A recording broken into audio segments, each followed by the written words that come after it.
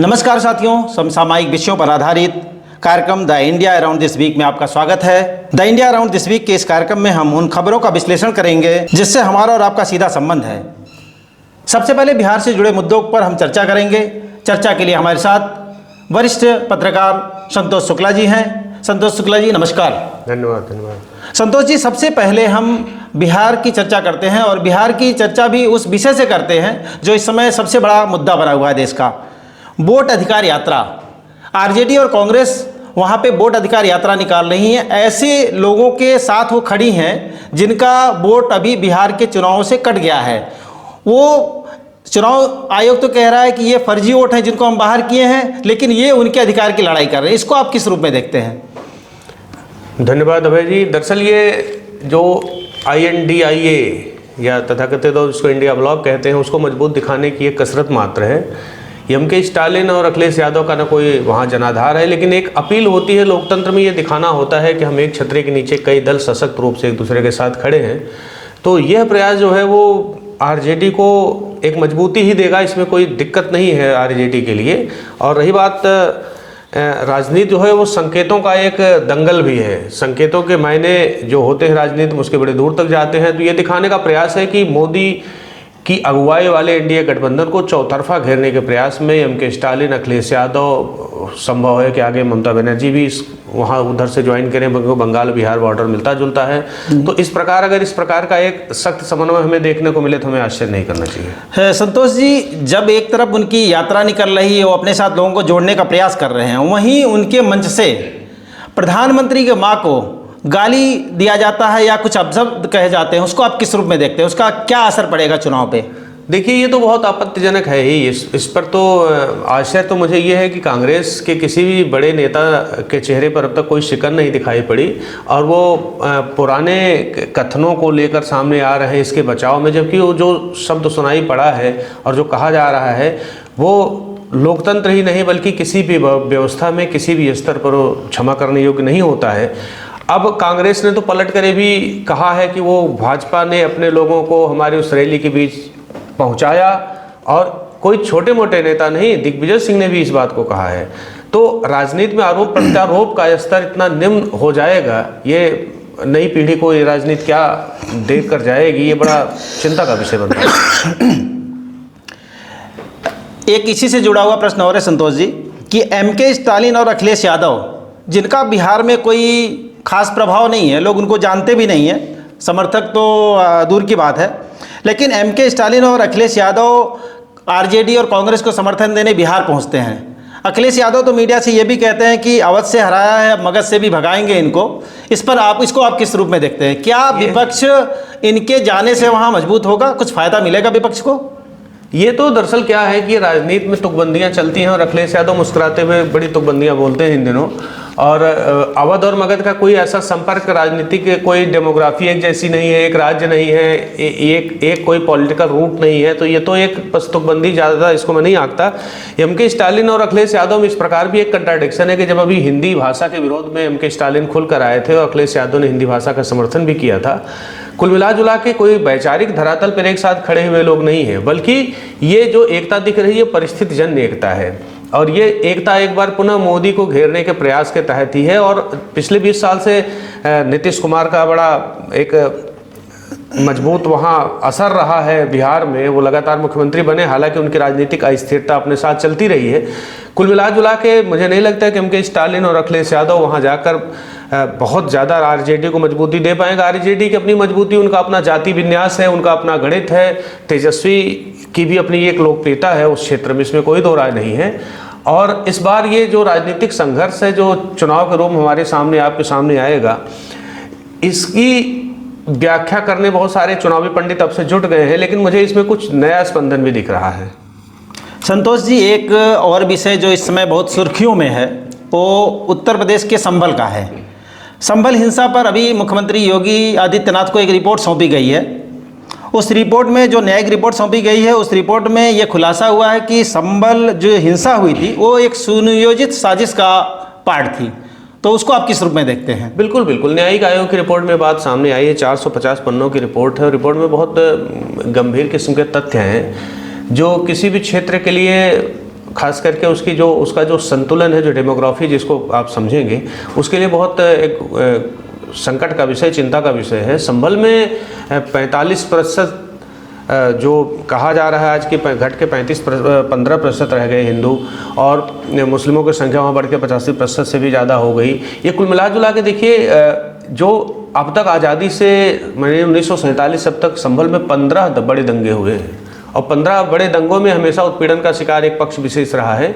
तो न्यायिक आयोग की रिपोर्ट में इन सब बातों का भी जिक्र किया गया है, और साथ ही साथ जो मौजूदा सांसद हैं बर्क साहब, उनके तरफ भी इस बात का इशारा है कि ये डेमोग्राफी को चेंज करने की एक सुई उनकी भी तरफ घूमती है कि कहीं इस प्रकार के तत्वों या इस प्रकार की परिस्थितियों को बढ़ावा तो नहीं दिया गया सुनियोजित एक सोच के तहत। तो ये जो डेमोग्राफिक रिपोर्ट जो है कि देश की आज़ादी के समय 45% हिंदू थे वहाँ की नगर पालिका में, और अभी मात्र 15% हिंदू बचे हैं, तो इसको अब आगे इस पर क्या होने की संभावना है? सरकार किस पक्ष को आगे बढ़ाएगी, कैसे इसको रोकेगी कि अब ये अंतर और ना बढ़े?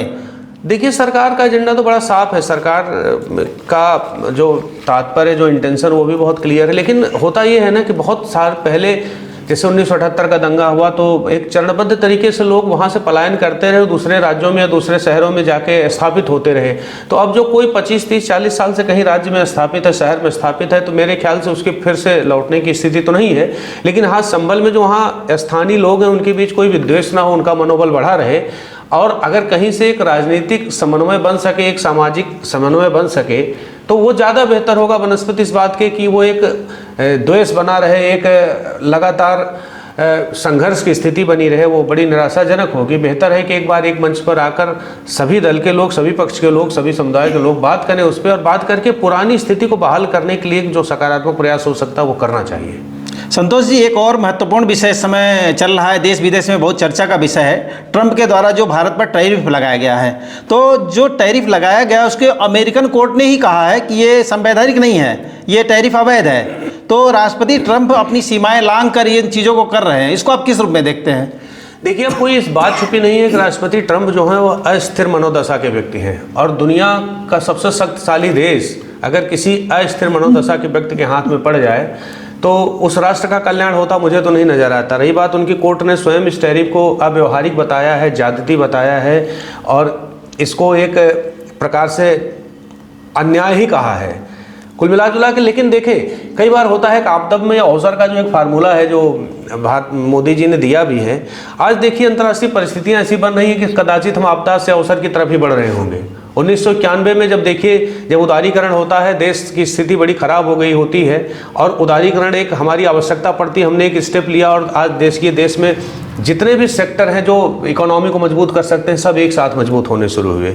तो हो सकता है कि ट्रंप की नीतियों के बाद जो ये एक त्रिभुज बन रहा है, रूस का, भारत का, चीन का जी, तो इन तीनों को मिलाकर आप देखेंगे तो अंतर्राष्ट्रीय स्तर पर 53.9 अरब डॉलर, यानी कि जो वैश्विक जीडीपी है उसमें 1/3 का अंशदान ये तीनों देश मिलकर करते हैं। 1/3 से ज़्यादा इनकी तीनों की आबादी है, 1/3 से ज़्यादा इनका सैन्य खर्च है। तो कुल मिला के जो विदेशी मुद्रा भंडार है वो इनका बहुत मजबूत है। तो अगर ये तीनों देश एक साथ आ सकते हैं तो अमेरिका के लिए तो बहुत चिंता का विषय होगा, और अमेरिका की बहुत बड़ी कूटनीतिक असफलता मानी जाएगी। संतोष जी, जैसे आपने चर्चा किया, बताया कि जो तीनों देश आ रहे, तो अभी उसी से मिलता जुलता है कि दुनिया में जो ये परिदृश्य तेज़ी से बदल रहा है, लोग अमेरिका की तरफ या चाइना, रशिया की तरफ आ रहे हैं। तो उसी में जैसे भारतीय प्रधानमंत्री की जो जापान यात्रा हुई, उसके बाद तुरंत चीन यात्रा हुई, वहाँ पे रशिया के भी प्रधानमंत्री उनको मिलते हैं, तो इसको आप किस रूप में देखते हैं? देखिए, जो जापान है, जापान का भारत के साथ समन्वय बहुत पहले से रहा है। जापान बड़ा, एक प्रकार से देखा जाए ना, तो बहुत ज़्यादा हलचल नहीं, बड़ा शांतिप्रिय विकसित प्रवृत्ति का देश है। अच्छा, सांस्कृतिक भारत का साझेदार भी रहा है। तो पहले मोदी जब जापान जाते हैं तो जापान से बहुत अच्छी वार्ता करके उनका फिर से आना होता है, और आप देखेंगे कि चीन के साथ भी भारत ने कोई तात्कालिकता में कदम नहीं बढ़ाए हैं। पहले उनके विदेश, हमारे विदेश मंत्री जाते हैं, फिर उनके विदेश मंत्री आते हैं, फिर मोदी और इनके चीन के राष्ट्रपति शी जिनपिंग की बीच की वार्ता का एक आधार बनाया जाता है। आधार बनाने के बाद देखिए कल मुलाकात हुई, तो मोदी की पुतिन से जो एक साथ द्विपक्षीय मुलाकात हुई वो बहुत अच्छी रही। बल्कि आज आपने देखा होगा कि जो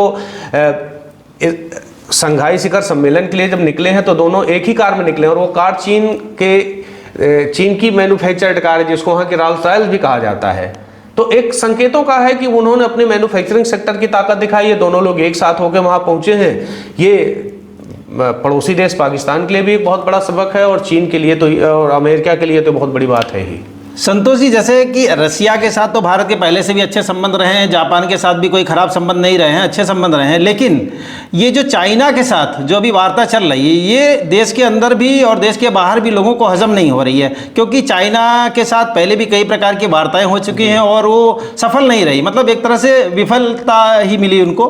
तो इस बार क्या ऐसा होने जा रहा है कि जो हम इसको मान लें कि चाइना भारत के साथ खड़ा रहेगा? देखिए, जो अंतर्राष्ट्रीय संबंध होते हैं वो अभय जी इस बात पर बिल्कुल नहीं निर्भर, वो उनका कोई भावनात्मक धरातल नहीं होता है, वो परिस्थिति जन संबंध होते हैं। आज पूरे विश्व की पारिस्थितिकी ऐसी पेंडुलम से घूम के ऐसी जगह जाके खड़ी हो गई है जहां पर आप देखेंगे कि अमेरिका को सबक सिखाने की नीयत से तीनों देश एक हुए हैं और तीनों देश ने ये बैठकर ये देखा समझा कि अगर तीनों हम एक साथ रहते हैं तो इनमें तीनों की आपस में ही भलाई है। आज रूस को विश्व का सबसे मजबूत ऊर्जा का केंद्र कहा जाता है, एनर्जी पावर हाउस कहा जाता है। भारत में सर्विस सेक्टर की अपार संभावना है, जाके भारत में सबसे ज़्यादा यूथ है। चीन जो है विश्व का सबसे बड़ा मैन्युफैक्चरिंग सेक्टर होल्ड करता है। ऐसे में ये तीनों देश एक साथ अगर जुड़ते हैं, इनके बीच अब परस्पर निर्यात और आयात की बहुत भयानक संभावनाएं हैं, बहुत बड़ी संभावनाएं हैं।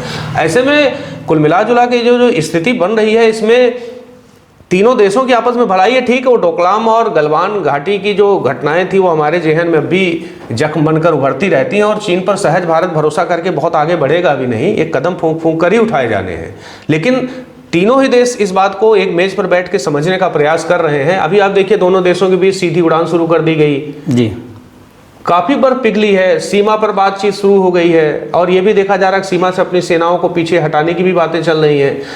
तो अभी हम देखेंगे कि बहुत कुछ आगे होना बाकी है। बस चिंता का विषय भारत के लिए ये है कि भारत को जो है, भारत और चीन के बीच जो भारत के हिस्से का व्यापार घाटा है वो बहुत ज़्यादा है। तो वो सारी चीज़ें जब बात बढ़ेंगी, व्यापार के साझेदार बनेंगे, मजबूती से व्यापार के क्षेत्र उतरेंगे, तभी वो चीज़ें घट पाएंगी। तो एक अंतिम सवाल संतोष जी आपसे कि रक्षा के क्षेत्र में भारत बहुत तेज़ी से अपने आप को बढ़ा रहा है, ऐसे में उत्तर प्रदेश की भूमिका भी बहुत महत्वपूर्ण लगती है जो दिखाई पड़ रही है। आप इसको किस रूप में देखते हैं? नहीं, उत्तर प्रदेश देखिए बहुत महत्वपूर्ण प्रदेश है भारतवर्ष का और कई महीनों में कई सूचकांक उसके बहुत सुधरे हैं पिछले 7-8 वर्षों में। और रक्षा उत्पादन की जहाँ तक बात है तो आप देखिए, अभी लखनऊ में एक सेक्टर है जहाँ डिफेंस कॉरिडोर लखनऊ बना, बुंदेलखंड क्षेत्र का एक डिफेंस कॉरिडोर है। अभी कल योगी जी आए थे और नोएडा में भी एक सेक्टर बन रहा है। तो रक्षा उत्पादन, रक्षा उपकरणों के उत्पादन में भारत बहुत तेज़ी से आगे बढ़ा है और इसमें बहुत बड़ी संभावना है। भारत बहुत सारे देशों को निर्यात भी करने की स्थिति में आ रहा है। तो सबसे बड़ी बात तो है कि हम आत्मनिर्भर बनेंगे, हमें बहुत ज़्यादा दूसरों से खरीदने की आवश्यकता नहीं पड़ेगी। और रही बात यह है कि हम बहुत सारे देशों के लिए एक उत्पादक बन के खड़े होंगे तो हमें दुनिया भर के अलग अलग हिस्सों के बड़े अच्छे ग्राहक भी मिलेंगे। तो इस प्रकार से रक्षा उत्पादन में उत्तर प्रदेश की स्थिति को मैं बहुत मजबूत होता देख रहा हूँ। The India around this week के इस कार्यक्रम में हमने संतोष जी से कई ऐसे मुद्दों पर चर्चा की जो हमसे और आपसे सीधे जुड़े हुए हैं। अगले एपिसोड में हम फिर मिलेंगे। नमस्कार। धन्यवाद।